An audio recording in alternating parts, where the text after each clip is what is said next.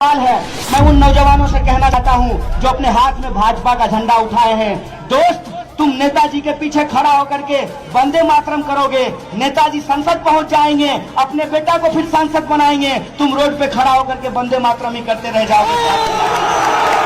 वंदे मातरम करने का मतलब, वंदे मातरम करने का मतलब अपने देश से प्यार करना होता है, अपनी मिट्टी से प्यार करना होता है, किसी पार्टी या नेता का चापलूसी करना नहीं होता। इस बात को याद रखना कि अगर अपने देश अपनी मिट्टी से प्यार करते हो तो तुमको चिंता होनी चाहिए कि देश में भ्रष्टाचार क्यों बढ़ रहा है। तुमको चिंता होनी चाहिए कि हमारे स्कूल और कॉलेज में पढ़ाई का स्तर नीचे क्यों गिर रहा है। तुमको चिंता होनी चाहिए जो अन्नदाता हैं वो आज फांसी लगाने को क्यों विवश हैं। तुमको चिंता होनी चाहिए कि एसएससी का प्रश्न पत्र क्यों लीक कर दिया गया है। तुमको चिंता होनी चाहिए कि सिपाही भर्ती में घोटाला क्यों हुआ है, दरोगा भर्ती में घोटाला क्यों हुआ है। देश से प्यार करने का मतलब देश के लोगों से प्यार करना होता है। यह बात अपने दिमाग में डाल लो।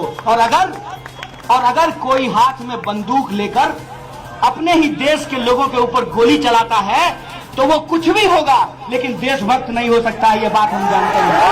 इसीलिए तो मैं खास करके इस देश के जो बहुसंख्यक समुदाय के लोग हैं, मेरा नाम कन्हैया है, मैं उनसे कहना चाहता हूँ कि दोस्त, एक बार सोच करके देखो, दिल दे दिए हो तो दिल का कोई हिसाब नहीं होता है। कहते हैं ना, दिल आया गधी पे तो परी का क्या करेंगे। तुम दिल दे दिए हो, उस पे हम सवाल नहीं करना चाहते हैं। होता है ना कि जब नौजवान को किसी लड़की से मोहब्बत हो जाए, किसी लड़की को किसी लड़के से मोहब्बत हो जाए, तो माँ बाप जब उसको समझाते हैं कि बेटा प्यार वार अपनी जगह पे है, थोड़ी पढ़ाई भी कर लो, अगर पढ़ाई नहीं करोगे तो नौकरी नहीं मिलेगी, और नौकरी नहीं मिलेगी ना तो प्यार जो है वो खिड़की से कूद करके बाहर चला जाएगा।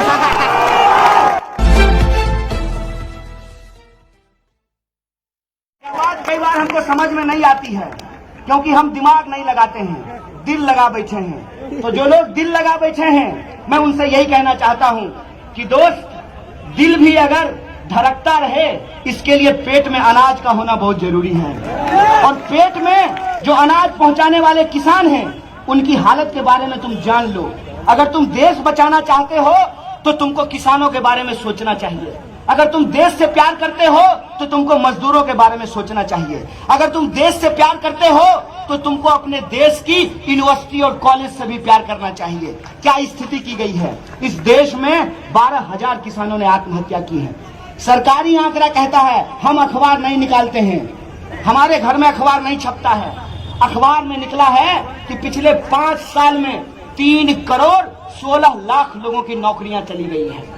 आप देख लीजिए कि 45 साल में देश में सबसे ज्यादा बेरोजगारी हो गई है। पहले कहते थे कि पढ़ाई करो, खूब पढ़ाई करो, अच्छी नौकरी मिल जाएगी। खूब पढ़ाई करते हैं फिर भी नौकरी नहीं मिलती है। अपने आप को दोष दे करके बेरोजगार नौजवानों ने किसानों की तरह फांसी लगाना शुरू कर दिया है।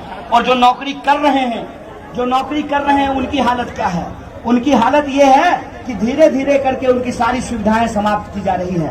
कोई जो यहाँ पे एमएलए बैठे हुए हैं, बुरा मत मानिएगा, मुझे आपसे कोई तकलीफ नहीं है, लेकिन आपको पेंशन मिलता है, एक एमएलए को पेंशन मिलता है, लेकिन जो सरकारी नौकरी करने वाले जो लोग हैं उनका पेंशन खत्म कर दिया गया। जो जिंदगी भर काम करते हैं उनका पेंशन समाप्त कर दिया गया है। और जो किसी तरह से नेता बन जाते हैं, एमएलए और एमपी हो जाते हैं, वो जिंदगी भर पेंशन उठाते हैं। ये जो हकीकत है, इस हकीकत को हमको समझना पड़ेगा। हमको ये समझना पड़ेगा कि क्यों हमारे सरकारी स्कूल और कॉलेज को बर्बाद कर दिया गया है। आप सब लोग बिहार में पढ़े होंगे, बताइए कि 3 साल का ग्रेजुएशन 5 साल में क्यों होता है? बताइए कि सिपाही भर्ती के लिए जो नौजवान जाते हैं ट्रेनों में भर करके, पैर फिसल करके गिर जाते हैं, उनकी मौत हो जाती है, और फिर वो नौजवान अपने आप को दोष देता है कि अच्छी नौकरी नहीं मिली इसलिए अच्छा घर में शादी नहीं हो रहा है। उनको माँ बाप भी कोसते हैं कि देखो फलना का बच्चा कितना मेहनत किया है, उसको नौकरी मिल गई है। आप सोच करके आप बताइए, जब नौकरी है ही नहीं तो नौकरी कहाँ से मिलेगी? जिसको नौकरी नहीं है वो नौकरी की चिंता कर रहा है। मैं तो कहता हूं कि जिसको नौकरी थी उसकी भी नौकरी छीन ली जा रही है। 3 करोड़ 16 लाख लोगों की नौकरी छीन ली गई है।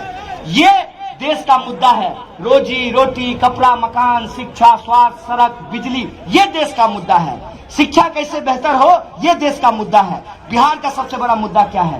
बिहार का सबसे बड़ा मुद्दा ये है कि बिहार के लोगों को अपने परिवार को पालने के लिए अपना घर बार छोड़ करके दूसरे राज्यों में जाकर के काम करना पड़ता है। और जब वो वहां काम करते हैं तो हमारे साथ क्या बर्ताव होता है? बिहारी शब्द को इन लोगों ने गाली बना दिया है। उनका खेत हम काटते हैं, उनके लिए ठेला रिक्शा हम चलाते हैं, उनका घर हम बनाते हैं, मेहनत मजदूरी करते हैं, लेकिन दो शब्द सम्मान के हमको नहीं मिलता है, वो बिहारी शब्द को गाली बोलते हैं। इसीलिए ये जो हमारा बुनियादी सवाल है, मैं उन नौजवानों से कहना चाहता हूं जो अपने हाथ में भाजपा का झंडा उठाए हैं, दोस्त तुम नेताजी के पीछे खड़ा होकर के वंदे मातरम करोगे, नेताजी संसद पहुंच जाएंगे, अपने बेटा को फिर सांसद बनाएंगे, तुम रोड पे खड़ा होकर के वंदे मातरम ही करते रह जाओगे।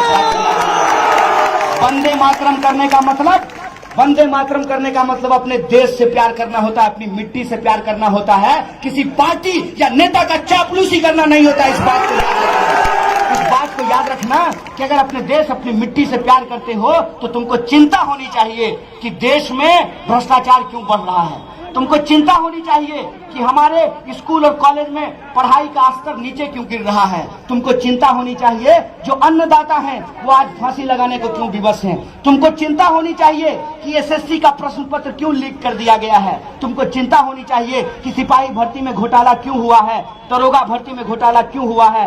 देश से प्यार करने का मतलब देश के लोगों से प्यार करना होता है। यह बात अपने दिमाग में डाल लो। और अगर कोई हाथ में बंदूक लेकर अपने ही देश के लोगों के ऊपर गोली चलाता है तो वो कुछ भी होगा, लेकिन देशभक्त नहीं हो सकता है, ये बात हम जानते हैं। इसीलिए मैं आप तमाम लोगों से कहना चाहता हूं कि ये बड़ी लड़ाई है। बड़ी लड़ाई इसलिए है कि एक तरफ आपको अपने हाथ में तिरंगा थामकर संविधान की प्रस्तावना को अपने सीने से लगाकर नफरत को हराना है, और दूसरी तरफ जो रोजी रोटी, कपड़ा, मकान, शिक्षा, स्वास्थ्य, सड़क, बिजली, पानी, आत्मसम्मान की लड़ाई है, उस आत्मसम्मान की लड़ाई को आगे बढ़ाना है। लड़ेंगे कि नहीं लड़ेंगे? जोश से बोलिए, लड़ेंगे कि नहीं लड़ेंगे?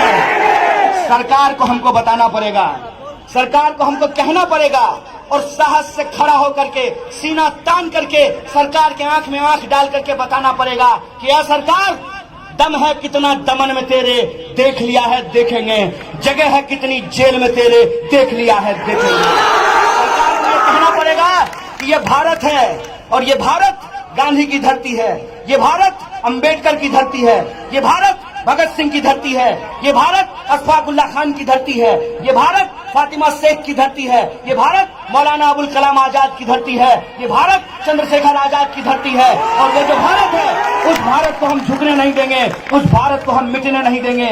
कोई भी काला कानून आप लेकर के आ जाइए, आपको आज संसद में मेजोरिटी है, आप कोई भी कानून पास कर दीजिए, हम सड़कों पे अपना बहुमत साबित करेंगे। करेंगे कि नहीं करेंगे?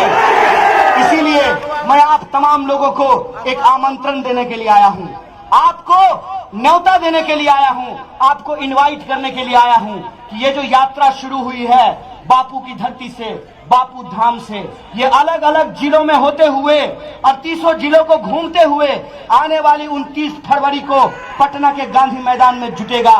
और सरकार को हम कहेंगे कि यह सरकार जरा गिन लो दुश्मन ध्यान से, कितने बाजू कितने सर। हम अपना सर कटाने को तैयार हैं, लेकिन अपना हक छोड़ने को तैयार नहीं है। इसीलिए मैं आपको निवेदन करने के लिए आया हूं कि आप 29 फरवरी को गांधी मैदान आइए। आएंगे कि नहीं आएंगे? किसी नेता का भरोसा नहीं रहेंगे ना। अगर ट्रेन नहीं मिलेगा तो गोपालगंज से पैदल चले आइएगा गांधी मैदान में। आएंगे ना? एक बार आप पटना के गांधी मैदान में जुट करके आइए, वहां से मिल करके हम हुंकार भरेंगे और दिल्ली को कहेंगे कि यार दिल्ली में सरकार चलाने वाले मोदी जी जरा होश में आ जाइए, जर्मन चश्मा लगा करके एक बार फिर से हमारी शक्ल को देख लीजिए। और मैं आपको इतिहास याद दिला देता हूं, ये बिहार है, ये बिहार जब बुद्ध की धरती है, महावीर की भी धरती है, गुरु गोविंद सिंह की भी धरती है, तो ये बिहार जेपी की भी धरती है। दिल्ली जब जब तानाशाही रुख अपनाती है तो बिहार हुंकार भरता है। दिल्ली फिर से तानाशाह बनने की कोशिश किया है, हम बिहार से इसको ललकारेंगे। ललकारेंगे कि नहीं ललकारेंगे?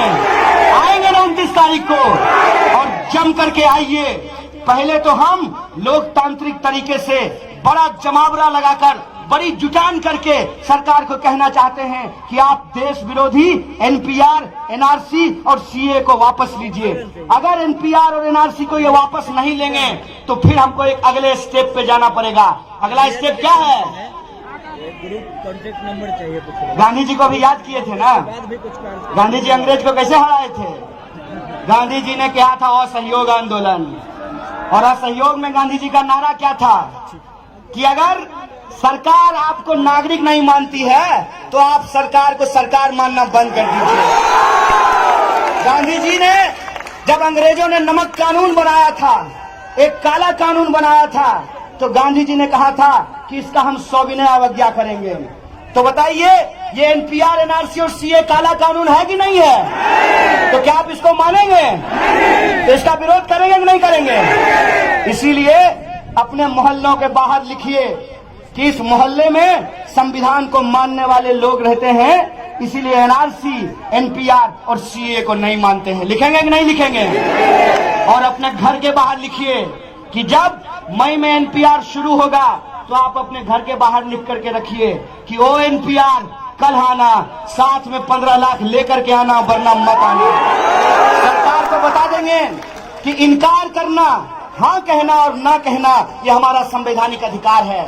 इसमें कोई कानूनी दिक्कत नहीं है। अगर कोई आपसे सवाल पूछता है कि बताइए आपके पिताजी का क्या नाम है, तो ये आपका अधिकार है कि आप उसको बताएं या ना बताएं, ये आपका संवैधानिक अधिकार है। सरकार या तो कागज के आधार पर लोगों को नागरिकता छीनने की जो साजिश है उसको बंद करे, अगर नहीं बंद करे तो आपके घर जो आए आपके दादाजी के दादाजी का नाम पूछने, तो उसको कहिए कि आइए, रसना पीजिए, रूह अफ़ज़ा पीजिए और उल्टे पांव वापस चले जाइए। ये काम हम लोगों को करना पड़ेगा। करेंगे कि नहीं करेंगे? अगर आप करने के लिए तैयार हैं तो मैं आपको बता देता हूँ, ये बोले हैं ना कि हम 1 इंच भी पीछे नहीं हटेंगे, बोला है ना मोटा भाई? अरे 1 इंच तो क्या, अमित शाह तुमको वही भागना पड़ेगा जहां नित्यानंद भाग करके गया है, कैलासा इस बात की। अंग्रेजों को भी लगता था कि वो भारत छोड़ करके नहीं जाएंगे, छोड़ करके गए कि नहीं गए? अगर भारत में रहोगे तो भारत के हिसाब से रहोगे, और भारत का हिसाब ये है कि हम भारत के लोग हैं, हम धर्म के आधार पर कोई भेदभाव बर्दाश्त नहीं करेंगे। ये मान करके रहोगे। अगर नहीं मानने के लिए तैयार हो तो वहीं भाग करके जाओगे जहां नीरव मोदी और मेहुल चोकसी भाग करके गया है। इस बात को याद रखना, और इसी संकल्प के साथ कि ये बड़ी लड़ाई है, इस बड़ी लड़ाई में एक चीज का और हमको ख्याल रखना है। अगर हमारे हाथ में तिरंगा है, अगर हम अपने सीने से अंबेडकर और गांधी की तस्वीर लगाते हैं, अगर हमारे मन में भगत सिंह का सपना है, तो एक बात को याद रखिएगा, किसी भी सूरत में हमको इस आंदोलन में किसी भी हिंसा को बर्दाश्त नहीं करना है। इसीलिए एक चीज अपने दिमाग में रखिएगा, don't be silent, don't be violent. हम लोगों को वायलेंट नहीं होना है, क्योंकि हिंसा वो करते हैं जिनको अपने तर्क पे ताकत नहीं होता है, जिनको अपने तर्क पे भरोसा नहीं होता है। हमको हिंसा करने का जरूरत नहीं है। हम तो अमित शाह को मुंह से ही चिढ़ा देते हैं, बोलिए पत्थर चलाने का क्या जरूरत है? ऐसे ही प्रधानमंत्री को तितकी लगना शुरू हो जाता है। बताइए इसमें हमको हिंसा करने का क्या जरूरत है? जब हमारे पास तर्क है और जब हमारे पास एकता है तो हमको हिंसा की जरूरत नहीं है, उनको हिंसा की जरूरत है। हम किसी भी सूरत में हिंसा को बर्दाश्त नहीं करेंगे।